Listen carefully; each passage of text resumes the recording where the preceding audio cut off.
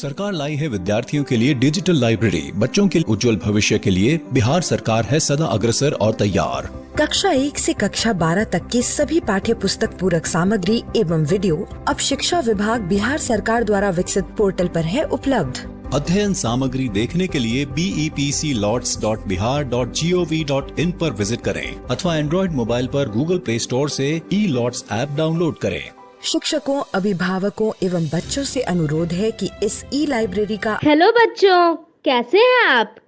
जैसा कि आपको पता है, अभी हमारे स्कूल बंद हैं और हम लोग अपनी पढ़ाई मेरा दूरदर्शन मेरा विद्यालय के माध्यम से कर रहे हैं। इस कार्यक्रम में हम लोगों के लिए रोजाना शाम 4 बजे से 5 बजे क्लास 3 से 5 की पढ़ाई होती है, जहां हम मज़ेदार ढंग से अपनी पढ़ाई करते हैं और नई नई बातें सीखते हैं। साथ ही ज़रूरी बातों को अपनी कॉपी में नोट भी करते हैं। और यह सब होता है अपने मम्मी, पापा और घर के अन्य बड़ों के साथ बैठकर। तो तैयार है ना आज भी अपनी कॉपी और कलम के साथ? अब चलिए देखते हैं आज हम लोग क्या क्या सीखने वाले हैं। आज हिंदी की कक्षा में फिर खुलेगा कहानियों का खजाना और हम लोग देखेंगे एक कहानी जिसका नाम है पवन ऊर्जा। फिर खेलेंगे एक खेल ठीक ठाक। उसके बाद समझेंगे समानार्थी शब्दों को। फिर चलेंगे अपने दोस्त गणित के पास और समझेंगे वजन से संबंधित शाब्दिक सवालों को। फिर खेलेंगे एक खेल धूम। उसके बाद हल करेंगे कुछ अभ्यास के सवालों को। उसके बाद अंग्रेजी की पढ़ाई करेंगे वर्ड बास्केट के साथ। और सबसे अंत में चलेंगे पटना का संजय गांधी जैविक उद्यान और देखेंगे जू शो। तो चलिए शुरू करते हैं आज की क्लास, थोड़ी सी मस्ती थोड़ी पढ़ाई के साथ।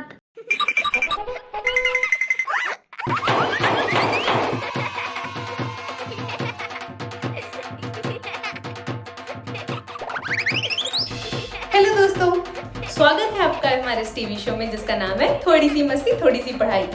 खेल खेल में कुछ सीखने को आप तैयार हैं? मैं तो तैयार हूँ। क्या क्या तैयारी की है?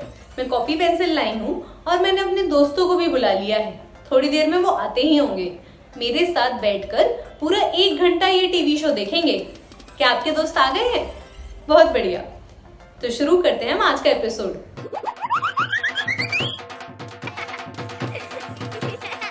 आज के एपिसोड में हम 2 चीजें सीखेंगे, हिंदी और गणित।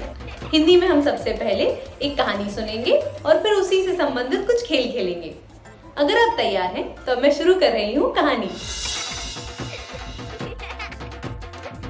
बिट्टू की काकी, आओ बैठकर बातें करते हैं। हाँ, बिट्टू को भी बुला लीजिए। बिट्टू, ओ बिट्टू। आई काका, बोलिए क्या हुआ? बिटिया बाहर क्या कर रही थी? खेल रही होगी। नहीं काकी, मोनिका पतंग उड़ा रही थी, वही देख रही थी मैं। अच्छा, तो तुम्हें भी पतंग उड़ाने की इच्छा हो रही है? काका, मुझे पतंग उड़ाने की नहीं, ये जानने की इच्छा हो रही है कि ये पतंग इतनी ऊंचाई पर उड़ती कैसे है। बिटिया, हवा के कारण पतंग इतनी ऊंचाई तक चली जाती हैं। मतलब हवा जितना हमारे लिए जरूरी है उतना ही और कामों के लिए भी। बिल्कुल। बिट्टू, जब तुम मामा के घर जा रही थी तो पहाड़ पर बड़ा सा पंखा चलते हुए देखकर काका से क्या बोल रही थी? हाँ, याद आया। मैंने पूछा था उस पहाड़ पर कौन रहता है जो इतना बड़ा पंखा चलाता है। इस बात पर काका हंसने लगे थे। फिर आगे क्या हुआ था? होना क्या था, बात आगे बढ़ती उससे पहले ही हम लोग घर पहुंच गए और आगे बात हो ही नहीं पाई।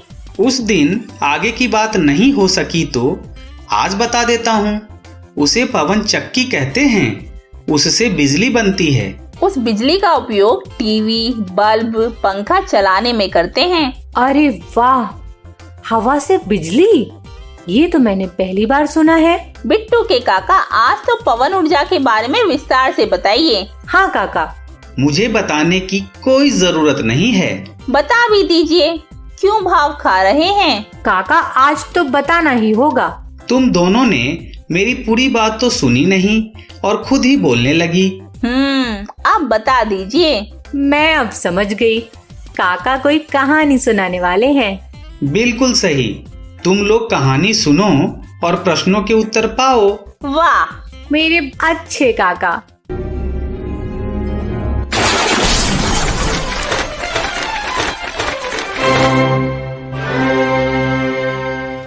पवन ऊर्जा। लेखन अंजलि वैद्य। चित्रांकन इवेते सलोम। अनुवाद प्रियंका गौतम। प्रकाशन प्रथम बुक्स। साभार स्टोरी वीवर। वायु हमेशा हमारे चारों ओर उपस्थित हो रहती है। बहती हुई वायु पवन कहलाती है और उसमें ऊर्जा होती है। पवन ऊर्जा पतंग को आकाश में उड़ा सकती है। जब कोई चीज़ पवन की गति रोकती है तब उसकी ऊर्जा बढ़ सकती है और बहुत जोरदार ताकत में बदल सकती है। लेकिन हम पवन ऊर्जा पर काबू पा सकते हैं और उसे ऐसी ऊर्जा में बदल सकते हैं जिसका हम उपयोग कर सकें। पवन चक्की पवन ऊर्जा को विद्युत ऊर्जा में बदलने में हमारी मदद करती है। पवन की गति की ऊर्जा पवन चक्की की पंखुड़ियों को घुमाने लगती हैं और पवन चक्की की घूमती हुई पंखुड़ियाँ पवन ऊर्जा को विद्युत ऊर्जा में बदल देती हैं। हम इस विद्युत का संग्रह कर सकते हैं तथा हवा रुकने के काफी समय बाद तक इसका प्रयोग कर सकते हैं। कहानी कैसी लगी? कहानी तो मजेदार थी और सबसे अच्छी बात, पवन ऊर्जा के बारे में जानने के साथ साथ प्रश्नों के उत्तर भी मिल गए। मतलब कहानी पर अब बातचीत करने की जरूरत नहीं है। ऐसा तो हमने कहा ही नहीं, क्यों बिट्टू? बिल्कुल, कहानी पर बातचीत तो जरूरी है। अच्छा बिट्टू, तुम बताओ, बहती हुई वायु को क्या कहते हैं? बहती हुई वायु को पवन कहते हैं और उसमें ऊर्जा होती है। बहुत बढ़िया। बिट्टू के काका, आप बताइए, जब कोई चीज हवा की गति को रोकती है तब क्या होता है? जब कोई चीज हवा की गति को रोकती है तब इसकी ऊर्जा बढ़ जाती है। बहुत खूब काका। काकी, अब आप बताइए, पवन चक्की क्या करती है? पवन चक्की पवन ऊर्जा को विद्युत ऊर्जा में बदलने में मदद करती है। शानदार जवाब। धन्यवाद। बच्चों, आप भी प्रश्नों के माध्यम से घर के सदस्यों के साथ चर्चा कीजिए। पहला प्रश्न, पतंग आकाश में क्यों उड़ पाती है? दूसरा प्रश्न, पवन ऊर्जा पर कैसे काबू पा सकते हैं? तीसरा प्रश्न, पवन चक्की की घूमती हुई पंखुड़ियाँ क्या काम करती हैं? चौथा प्रश्न, बिजली का उपयोग करते समय हमें किन किन बातों का ध्यान रखना चाहिए? पता कीजिए और लिखिए। काका, कहानी के बाद कोई खेल हो जाए? हाँ हाँ, क्यों नहीं। फिर जल्दी से अपना पिटारा खोलिए, खेल निकालिए और खेल शुरू कीजिए। क्यों, तुम दोनों की बात को मैंने आगे सही बढ़ाया ना? बिल्कुल काका। तो खेलते हैं खेल जिसका नाम है ठीक ठाक। तो आइए बच्चों, शुरू करते हैं एक खेल जिसका नाम है ठीक ठाक। इस खेल में हमें एक अनुच्छेद दिखाई देगा, वह टूटकर बिखर जाएगा। हमें उसे सही क्रम में लगाकर अनुच्छेद को पूरा करना है। तो आइए मिलकर इस खेल को खेलते हैं। अब देखिए, ये अनुच्छेद बिखर गया। अब हमें इसे सही क्रम में लगा के इस अनुच्छेद को पूरा करना है। तो चलिए मिलकर करते हैं। भालू काला, मुझे लग रहा है भालू काला होता है। चलिए यहाँ लाया, भालू काला होता है, जंगलों में रहता। यहाँ क्या आएगा, आप भी सोचिए। भालू काला होता है, मुझे लग रहा है कि घने आना चाहिए, देखते हैं। घने घने जंगलों में रहता है क्या? ये रहा है। चलिए यहाँ लाते हैं इसको। तो अब पढ़ते हैं, भालू काला होता है, घने जंगलों में रहता है, वह झूमता है। यहाँ पे क्या आएगा? मुझे लग रहा है कि मस्ती। देखते हैं यहाँ, मस्ती में। अच्छा ये रहा में। हाँ, मस्ती में वह झूमता है, सबको नाच। और यहाँ से लेते हैं इसको, दिखाता है। अब मुझे लग रहा है कि सही है, बिल्कुल सही है। चलिए आगे चलते हैं। है ना मज़ेदार खेल? मज़ा आ रहा है आपको भी? चलिए आगे चलते हैं। ये देखिए, अब यहाँ क्या आएगा? और आए, तो किसी के आने की बात हो रही है, तो इसमें नाम देखते हैं। अच्छा यहाँ है कमल और अच्छा यहाँ नगमा है। नगमा को यहाँ लगा के देखते हैं कमल और नगमा आए। में अनार लाए, साथ में। तो साथ है क्या? हाँ ये रहा साथ में अनार लाए। अच्छा ये रहा लाए, इसको यहाँ लाते हैं। साथ में अनार लाए, अनार लाल, अनार लाल था, लाल अनार रसदार था। अरे वाह, बिल्कुल सही। मज़ा आ रहा है आपको? चलिए आगे चलते हैं। अब यहाँ पे है भालू। तो भालू को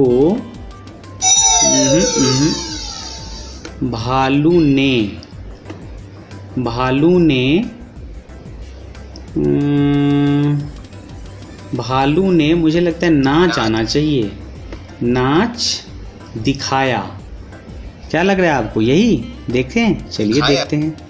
दिखाया, भालू ने नाच दिखाया। क्या आएगा यहाँ पे? हाथी। अगर देखते हैं, ओहो हाथी नहीं, शेर देखते हैं फिर। शेर को बहुत गुस्सा आया। हाथी, हाँ हाथी लाते हैं यहाँ। हाथी ने उसे समझाया। फिर सबने मिलकर क्या आएगा? गाना गाया। अरे वाह, बिल्कुल सही है। चलिए आगे चलते हैं। चलिए अभी इस अनुच्छेद को सही करते हैं। चलिए आप भी सही करते रहिए। यहाँ पे एक नई बस मुझे लगता है चली है, आना चाहिए यहाँ पे। चली है, हाँ ये तो सही है। एक नई बस चली है।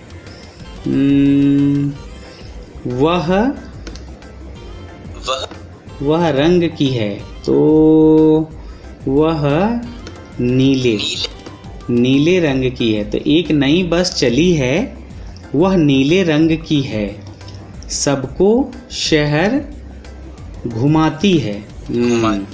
घुमाती है, शाम में वापिस छोड़ती है। अरे वाह, बिल्कुल सही। चलिए आगे चलते हैं। अब इसमें है मेरा नाम। अच्छा, मेरा नाम नीम है। चलिए है लाते हैं यहाँ, सही है बिल्कुल। मेरा नाम नीम है, मैं में, खाने में कड़वा, कड़वा हूँ। मेरा नाम नीम है, मैं खाने में कड़वा हूँ। मैं सबको, क्या और आएगा क्या यहाँ? अच्छा, और तो नहीं आएगा। तो मैं सबको छाया देता हूँ और बीमारियों से लड़ता हूँ। तो वापस पढ़ते हैं पहले। मेरा नाम नीम है, मैं खाने में कड़वा हूँ। मैं सबको छाया देता हूँ और बीमारियों से लड़ता हूँ। अब देखते हैं सही है नहीं। अरे वाह, बिल्कुल सही है। बहुत खूब बिट्टू के काका। काका, बिखरे हुए अनुच्छेद को सही जमाने में मजा आया। तो बिट्टू की काकी, एक और खेल हो जाए? हाँ, मैं आपके कहने का मतलब समझ गई हूँ। अरे वाह, पर मुझे भी तो पता चले। बिटिया, तुम जानते हुए अनजान क्यों बन रही हो? काका, ये जानती हूँ खेल खेलने की बात हो रही है, पर इससे अनजान हूँ कि कौन सा खेल खेलवाने वाली हैं। अभी जो खेल खेलने वाले हैं उसका नाम है शब्द ज्ञान। तो आइए बच्चों, शुरू करते हैं एक मजेदार खेल जिसका नाम है शब्द ज्ञान समानार्थी। तो चलिए शुरू करते हैं। समान अर्थ वाले शब्दों की जोड़ी बनाइए। अच्छा, तो हमें समान अर्थ वाले शब्दों की जोड़ी बनानी है। तो चलिए शुरू करते हैं खेल। तो यहाँ क्या लिखा है? ओठ। अच्छा, ओठ, ओठ का समान अर्थ वाला शब्द कौन सा होगा? इसमें से ढूंढते हैं। सलिल, स्त्री, निवाला, परिश्रम, ओष्ठ, कोमल। मुझे लग रहा है कि ओष्ठ होना चाहिए। अब है यहाँ पे नारी। तो नारी का समान अर्थ वाला शब्द कौन सा होगा? नारी। तो नारी का क्या लगता है आपको? अच्छा, स्त्री। चलिए देखते हैं। चलिए, स्त्री। अब यहाँ पे क्या लिखा है? ग्रास। तो इसका समान अर्थ वाला शब्द कौन सा हो सकता है?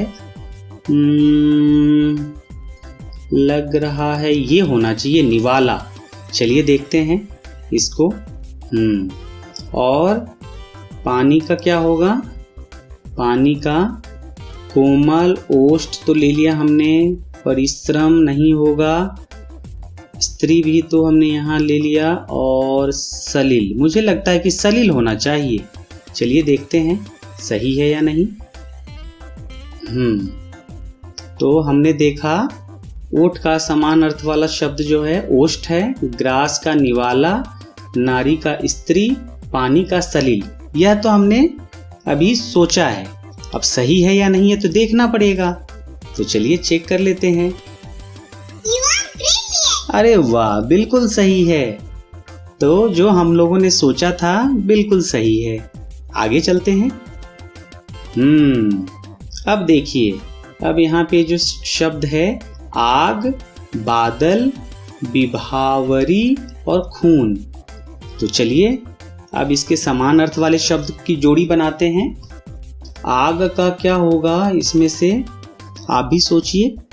मुझे लग रहा है आग का, इसको देखते हैं, जलधर। अच्छा, बादल नहीं, मुझे लग रहा है कि बादल का होना चाहिए, जलधर। जलधर, हाँ। तो आग का क्या होना चाहिए? मुझे लग रहा है आग का अनल। देखते हैं, अनल। विभावरी, मुझे लग रहा है इसका रात्रि होना चाहिए। चलिए देखते हैं।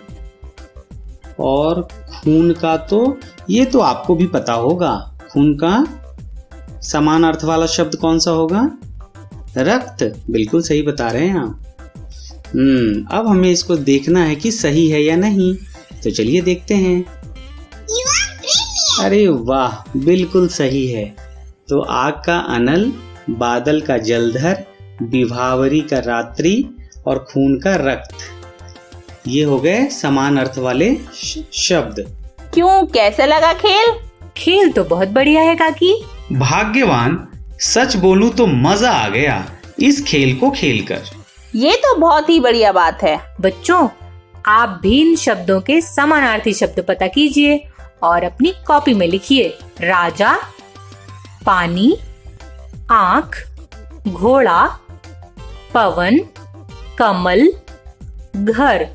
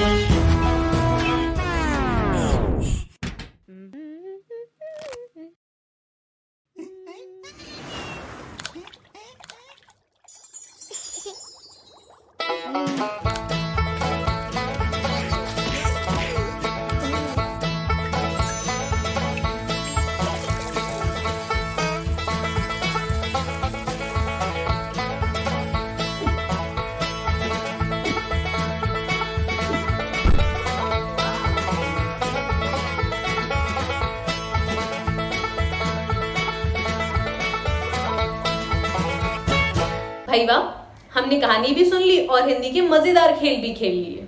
मुझे तो बहुत आनंद आया। आपको आया? अब हम चलते हैं गणित की ओर।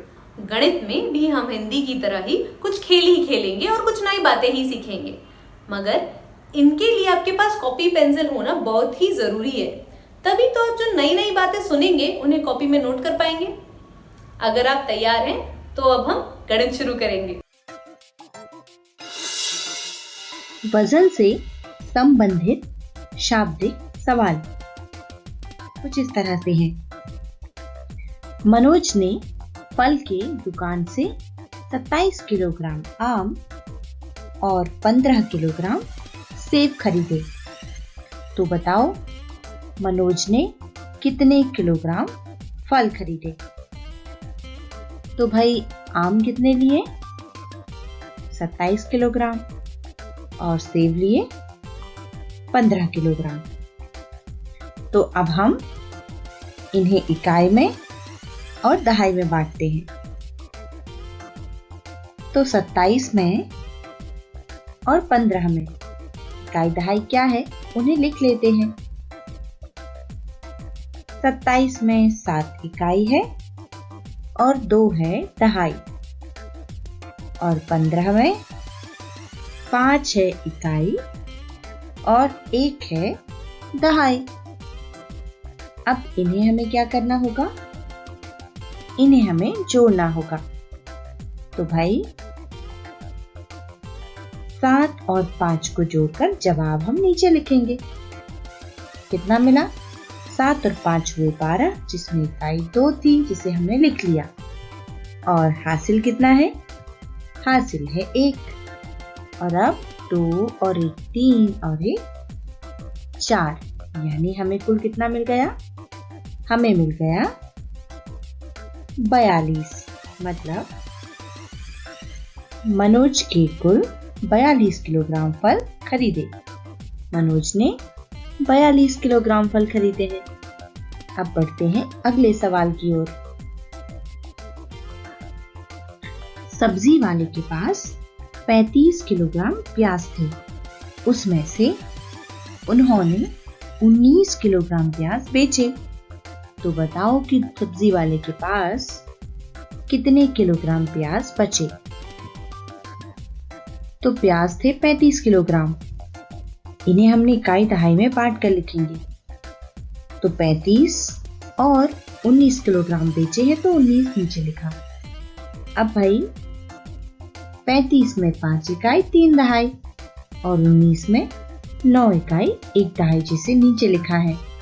अब घटाते हैं तो यहाँ पर 3 दहाई है, जिसमें से अगर 1 दहाई हमने निकाल दी तो बचेगी 2 दहाई, और यहाँ इकाई पर 5 है, वहां हो जाएगा 15, क्योंकि 1 दहाई हमने इकाई को दी। तो 10 और 5 15। अब 15 से 9 हमें घटाना है, तो 15 से 9 जाने पर होता है 6, और 2 से 1 जाने पर 1, तो हमें मिला 16, यानी सब्जी वाले के पास 16 किलोग्राम प्याज बचे।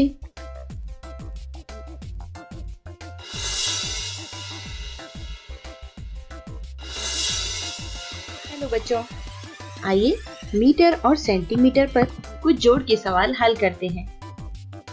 सवाल ये रहा, रमा की छत पर 35 मीटर और 25 मीटर की पाइप है, तो दोनों को जोड़ने पर उसके पास कितने मीटर की पाइप होगी? तो भाई 35 मीटर की एक पाइप ये रही, और एक है 25 मीटर की। मान लो कि ये 25 मीटर की पाइप है, दोनों को हमें जोड़ना है। तो इसके लिए हमने एक इस प्रकार का टेबल बना लिया, जिसमें इकाई और दहाई लिख लिया। अब 35 में 5 इकाई 3 दहाई है, और 25 में 5 इकाई है और 2 दहाई है। अब जोड़ते हैं तो 5 और 5 हो गए 10, 10 का हो गया 0, और हासिल हो गया 1। अब दहाई पर कितना हो गया? 3 और 1 4 और 2 6, यानी अंतिम जवाब मिला 60। इसका मतलब है कि रमा के छत पर जो पाइप थे उन्हें मिलाने पर कुल 60 मीटर की पाइप होगी। सवाल है, लकड़ी की 50 सेंटीमीटर की पट्टी तथा 30 सेंटीमीटर लंबाई की पट्टी हो, तो बताओ दोनों पट्टियों को मिलाने पर कुल लंबाई कितनी होगी? भाई एक पट्टी है 50 सेंटीमीटर की और दूसरी है 30 सेंटीमीटर की। अब हमें क्या करना है? दोनों को मिलाना है। इसके लिए हमने टेबल बना ली। 50 में 0 इकाई 5 दहाई, और 30 में 0 इकाई और 3 दहाई है। अब इकाई पर जो 0 है उन्हें जोड़ने पर 0 ही मिलेगा, और दहाई पर 5 और 3 मिलकर हो गए 8। इस तरह मिल गया 80, यानी दोनों पट्टियों को मिलाने पर कुल लंबाई 80 सेंटीमीटर होगी। अगला सवाल, अंकित के घर से स्कूल की दूरी 40 मीटर है, तो एक बार स्कूल जाने और वापस आने में वह कुल कितनी दूरी तय करेगा? चलो देखते हैं। ये रहा अंकित, और ये उसका स्कूल है, और ये सड़क जहां से वह स्कूल जाता है। यह कितनी दूरी पर है? 40 मीटर की दूरी पर। अब इकाई दहाई में हमने एक टेबल बना ली, उस पे हम लिखेंगे अपनी संख्या। 40 में 0 इकाई 4 दहाई, और दोबारा क्योंकि वह वापस भी 40 मीटर ही आएगा, इसलिए 0 इकाई और 4 दहाई फिर से। अब इन्हें जोड़ लेते हैं। इकाई पर हो गया 0, दहाई पर 4 और 4 8। इस तरह अंतिम जवाब मिला 80, यानी वह कुल 80 मीटर की दूरी तय करता है। अब अगला सवाल देखो। राम की रस्सी की लंबाई 20 मीटर है और श्याम की रस्सी की लंबाई है 27 मीटर। बताओ कि दोनों झूला बांधने के लिए कुल कितनी रस्सी का उपयोग करेंगे? तो भाई 20 मीटर है राम की रस्सी और 27 मीटर है श्याम की रस्सी। अब इसके लिए हमने टेबल बनाई और टेबल में इकाई और दहाई लिख लिया।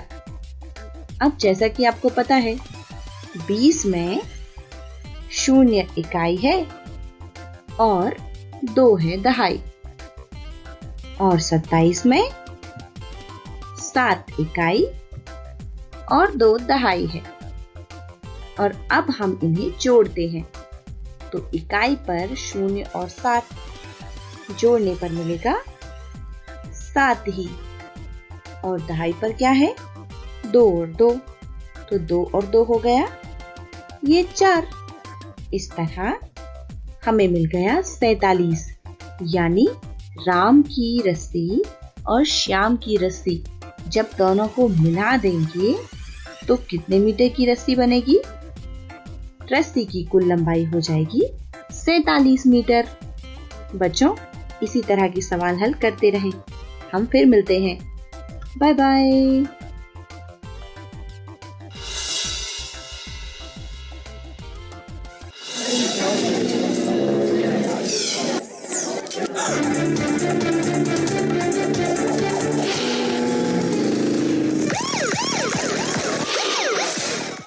हेलो दोस्तों, कैसे हैं आप सब?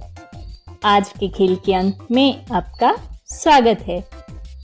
दोस्तों, आज हम खेलने वाले हैं चोर पुलिस का खेल, यानी कि धूम। आपको याद है ना कि इस खेल में हम सवालों के सही जवाब देकर पुलिस की बैंक चोर को पकड़ने में मदद करते हैं। तो क्या आप तैयार हैं ये खेल खेलने के लिए? चलिए जल्दी से हम अपना खेल शुरू करते हैं और चोर को पकड़वाते हैं। ये चोर बैंक लूटकर भाग रहा है और पुलिस उसके पीछे सड़क पर भागी हुई है। चलिए, हमारा पहला सवाल आ गया। सवाल है 24 को 6 से भाग कर सकते हैं। तो हम 6 का पहाड़ा पढ़कर देखते हैं। अगर 6 के पहाड़े में 24 आ गया तो मतलब 24 6 से भाग हो जाता है। तो 6 कम 6, 6 दूनी 12, 6 तिये 18, 6 चौके 24, यानी कि 24 6 से भाग हो जाता है। और जब हम 24 को 6 से भाग करेंगे तो हमारे पास उत्तर आएगा 4। तो ये सही है। अगला सवाल है कि 30 1510 का एक गुणनखंड है। तो इसे समझने के लिए हम 30 की 0 और ये जो 1510 या 1510 है इसकी 0 को हटा देते हैं। तो 0 हटाने के बाद बचा 3 और 151। अब 151 को 3 से भाग दीजिए। क्या ये पूरी तरह से विभाजित हो जाता है? जी नहीं, 151 3 से भाग नहीं हो पाता। तो मतलब 30 1510 का गुणनखंड नहीं है, ये गलत है।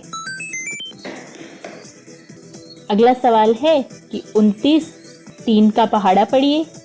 3 9 होते हैं 27 और 3 10 से 30। 29 तो आया ही नहीं, तो ये गलत है।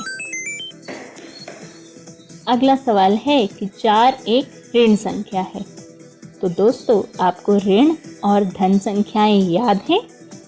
ऋण संख्याएं वो होती हैं जिनके आगे माइनस या घटाव का चिन्ह होता है, और धन संख्याएं वे जिनके आगे या तो जमा का चिन्ह होता है या कोई चिन्ह नहीं होता।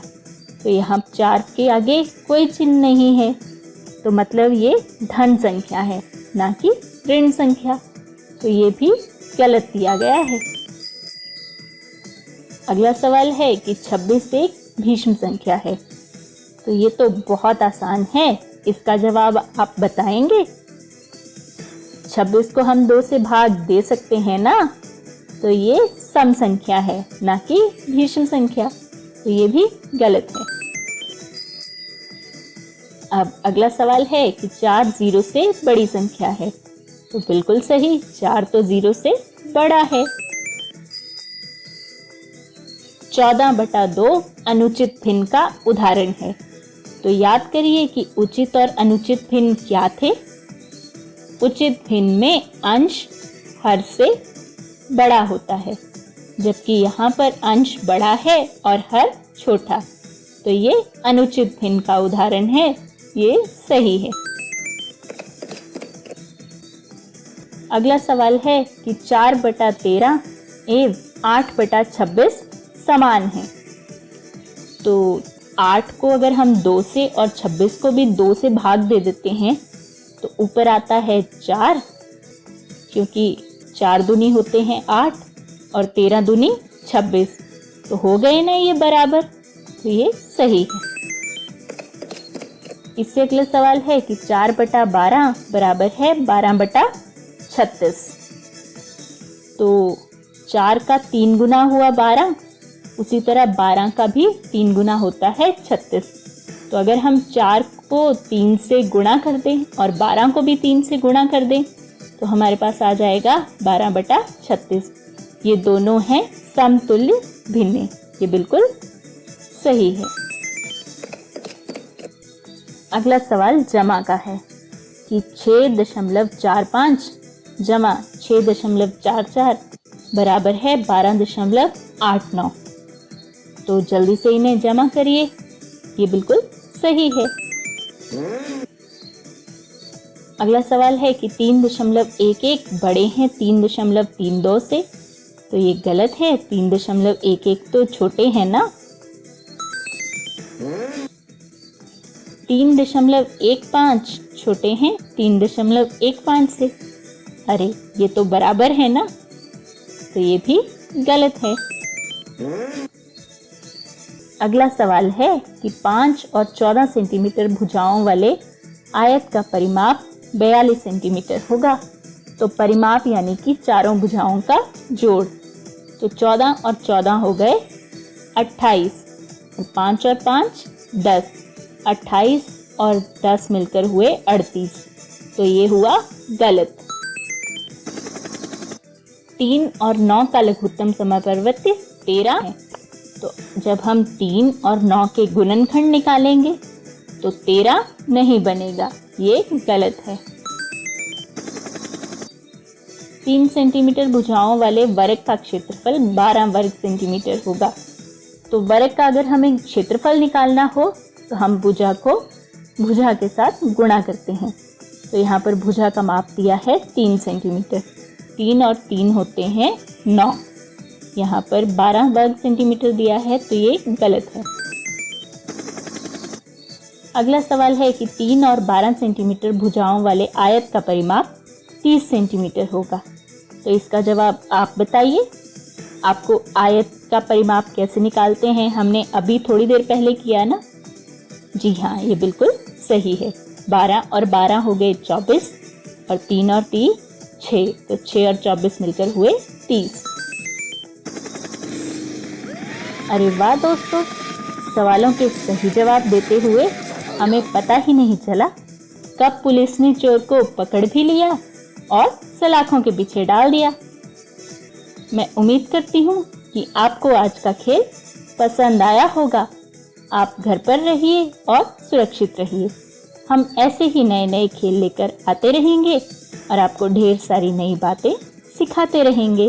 धन्यवाद।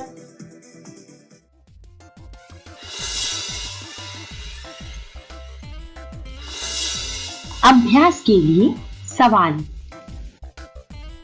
पहला सवाल ये रहा। कॉपी पेन लेकर बैठिए बच्चों और जल्दी जल्दी सवाल हल कीजिए। सवाल है, एक दुकानदार के पास 100 किलोग्राम आटा था। उसने 45 किलोग्राम आटा बेच दिया। तो बताओ कि उसके पास अब शेष कितना आटा बचा। दुकानदार के पास था 100 किलोग्राम, बेच दिया उसने 45, तो कितना बचेगा। कबीर ने 15 किलोग्राम गुड़ और 25 किलोग्राम शक्कर थैली में रखी। तो बताओ उसकी थैली का कुल वजन कितना होगा। 15 किलोग्राम गुड़ है और 25 किलोग्राम है शक्कर, तो थैली का वजन क्या होगा। सोचो और हल निकालो। स्कूल में 37 किलोग्राम दलिया था। आज बच्चों के लिए 25 किलोग्राम का खाना बना। तो बताओ कितना शेष बचा। 37 किलोग्राम था, 25 का खाना बन गया, तो कितना बचेगा। एक थैली में 2 किलोग्राम वजन वाले 14 पैकेट रखे हैं। एक थैली में 2 किलोग्राम वजन के 14 पैकेट हैं।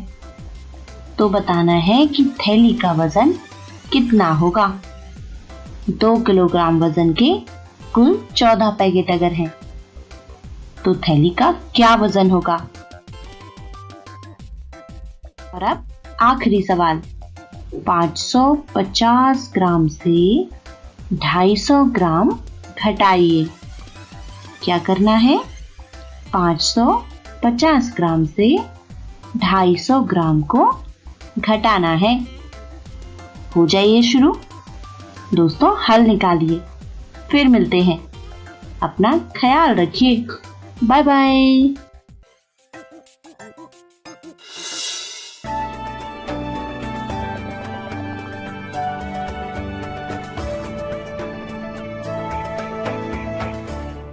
दोस्तों, इस वीडियो को बनाया है प्रथम इन्फोटेक फाउंडेशन ने।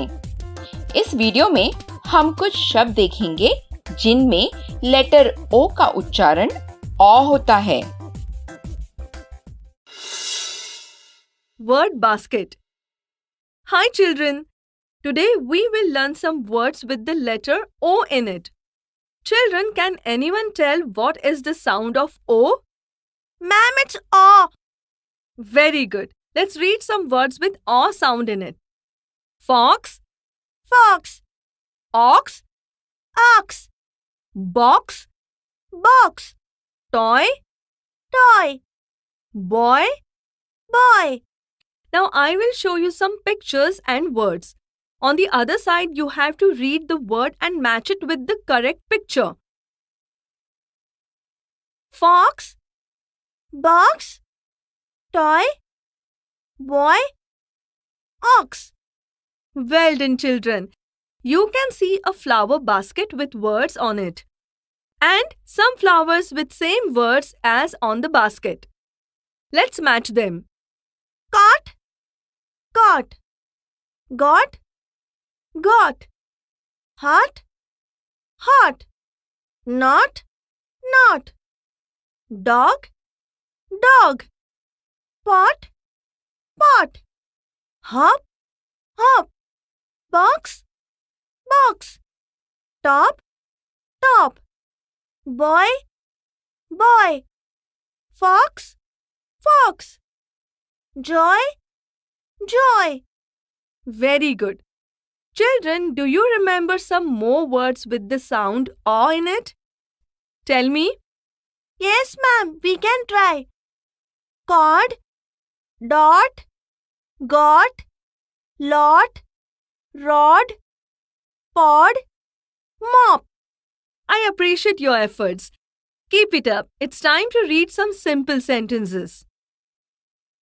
A dot, a red dot. A red dot on a pot. A dot, a red dot, a red dot on a pot. A toy in a box. A boy got the toy. A toy in a box. A boy got the toy. A dog, a big dog. A big dog on a log. A dog, a big dog. A big dog on a log. Let's do one more interesting activity. See these pictures and guess its first letter and read it. Fox, boy, cat, dog. Very good.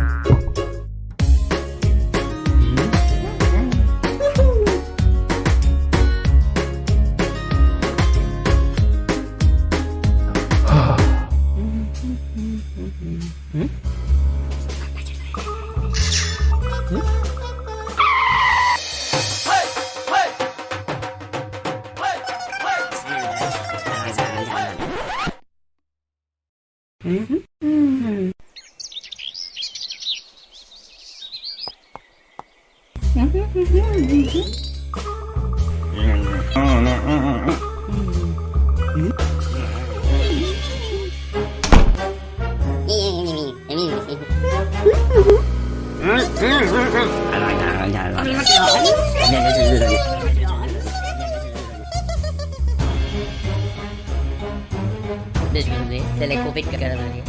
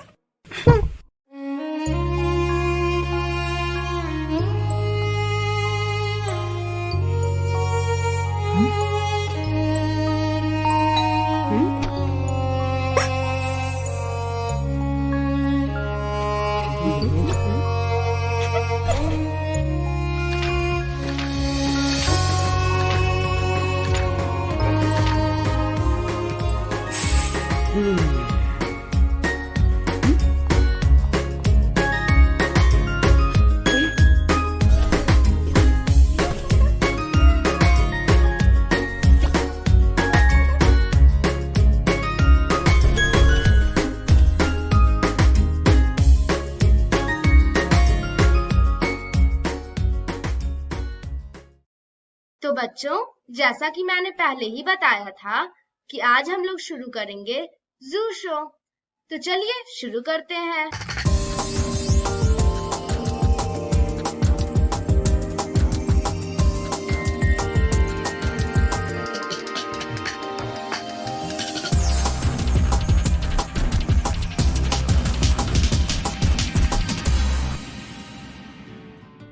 Sanjay Gandhi जैविक उद्यान जू outreach programme में आपका स्वागत है। आज हम जिस जानवर के बारे में बात करेंगे वो दुनिया के सबसे लोकप्रिय पालतू जानवरों में से एक है, लेकिन इनमें कुछ बेहद खतरनाक और डरावने भी होते हैं। आज हम चलेंगे बिल्लियों के एनक्लोजर के पास और जानेंगे उनसे जुड़ी हुई कुछ महत्वपूर्ण बातें। हम बाघ, शेर, चीता और तेंदुआ के बारे में तो जानते हैं कि ये सभी बिल्लियों की बड़ी नस्लें हैं। इसके अलावा बिल्लियों की छोटी नस्लें भी हैं, जिनमें जंगली बिल्ली और फिशिंग कैट दोनों महत्वपूर्ण हैं। सबसे पहले हम बात करेंगे जंगली बिल्ली के बारे में। ये अन्य बिल्लियों की तरह रात में सक्रिय नहीं रहते हैं, बल्कि ये सुबह में या शाम को अपना शिकार करना पसंद करते हैं। इन्हें पानी पसंद है और ये काफी अच्छे तैराक होते हैं। खतरे को देखकर ये पानी में गोता भी लगाते हैं। एक स्वस्थ जंगली बिल्ली का जीवन काल लगभग 15 सालों का है। इनका वजन 10 से 16 किलोग्राम तक होता है। ये लगभग 36 सेंटीमीटर ऊंचे और 59 से 76 सेंटीमीटर लंबे होते हैं। ये सामाजिक नहीं होते हैं, बल्कि इन्हें एकांत में रहना पसंद है। ये केवल प्रजनन काल के दौरान ही एक दूसरे के नजदीक आते हैं।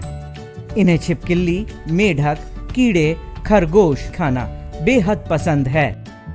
इनका प्रजनन काल जनवरी से मार्च के बीच होता है। 63 से 66 दिनों के गर्भ धारण के बाद मादा जंगली बिल्ली एक बार में 2 से 3 बच्चे को जन्म देती है। इनके बच्चे को किटन भी कहा जाता है। इनके बच्चे जन्म के 11 से 18 महीनों के बाद प्रजनन योग्य हो जाते हैं। जंगली बिल्ली काफी तेज धावक होते हैं। यह प्रायः 30 से 32 किलोमीटर के रफ्तार से दौड़ सकते हैं। ये एक मीडियम साइज के कैट्स होते हैं जो जिनका डिस्ट्रीब्यूशन थ्रू आउट इंडिया पाया जाता है। इसके अतिरिक्त ये विश्व के अलग अलग देशों में भी पाए जाते हैं और इनका जो IUCN स्टेटस है वो लिस्ट कंसर्न है और इनमें वो सभी फीचर्स पाए जाते हैं जो टाइगर में पाए जाते हैं। जैसे ये अपने टेरिटरी का मार्किंग करते हैं, इसके अतिरिक्त इन्हें सॉलिटरी रहना ज़्यादा पसंद है। इनका जो कलर है ये मटमैले रंग का होता है, ब्राउन, और शुरू में इनका वज़न काफ़ी कम होता है। ये लगभग 40 से 50 ग्राम के ही होते हैं और काफ़ी असहाय होते हैं। और 10 से 12 दिनों के बाद इनका आँख खुलता है और धीरे धीरे ये मदर का फीडिंग के बाद 5 से 6 महीने बाद वो सेपरेट हो जाते हैं। 1 साल के बाद ये सेक्सुअली मैच्योर हो जाते हैं और पटना जू में ये काफ़ी अच्छे से ब्रीड कर रहे हैं। जो जंगल कैट्स हैं, लेसर कैट्स भी इन्हें कहा जाता है। जंगली बिल्ली के बाद अब हम चलेंगे फिशिंग कैट के एनक्लोजर के पास। मुख्यतः आर्द्र भूमि और अनुकूलित क्षेत्र में पाई जाने वाली इस बिल्ली का मुख्य भोजन मछली होता है। इसी वजह से इन्हें फिशिंग कैट भी कहा जाता है। दुर्लभ विलुप्त प्राय फिशिंग कैट शारीरिक रूप से सामान्य बिल्लियों के तुलना में दोगुने आकार के होते हैं। इनमें मादा का वजन 5 से 9 किलोग्राम का होता है तो नर का वजन 8 से 16 किलोग्राम का होता है। इनकी लंबाई लगभग 57 से 78 सेंटीमीटर तक होती है। इन्हें मछली के अलावे छोटे जानवर, मुर्गी और छोटे आकार की बकरी खाना पसंद है।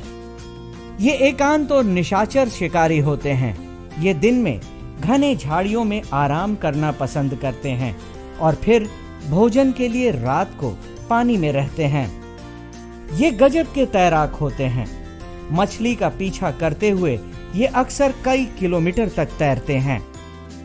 इनका प्रजनन काल जनवरी से फरवरी का होता है।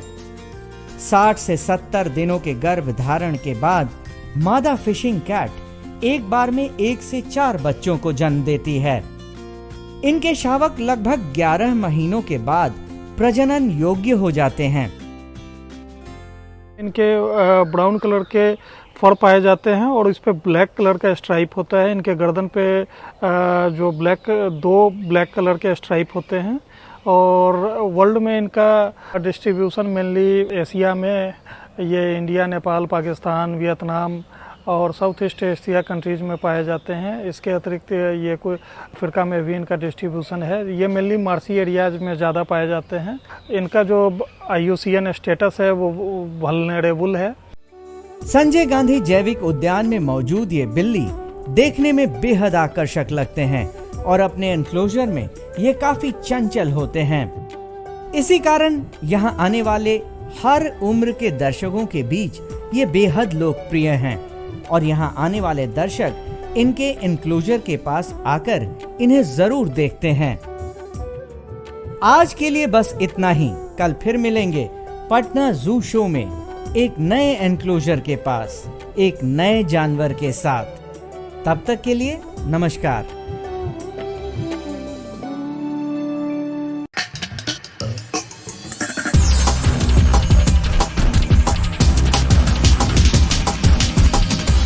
तो आशा करती हूँ बच्चों आज के एपिसोड में आपने जरूर कुछ नया सीखा होगा।